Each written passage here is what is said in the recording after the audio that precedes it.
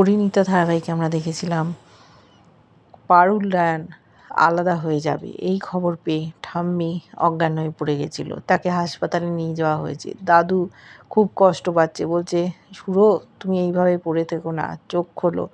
দেখছে সাথে সাথে উঠে বসেছে, বলছে ব্যাপারটা কি? তখন বললো দেখো ওরা যেরকম ছেলে মেয়ে, ওদেরকে জব্দ করার জন্য এরকমই একটা পন্থা অবলম্বন করতে হতো। তোমরা তো ছেলে, সবসময় রাগারাগি করো, ওইসব দিয়ে হয় না। আর পারুল যেরকম মনের মানুষ, ও এই বিয়েটাতে কিছুতেই থাকবে না। দাদুভাই অসম্মান করেছে, তাই আমি এইরকম নাটক করলাম। দাদু তো অবাক। ডাক্তারবাবু জানিয়ে দিয়েছে যে ওনার অবস্থা ভালো না, যেন কোনো আঘাত না পান।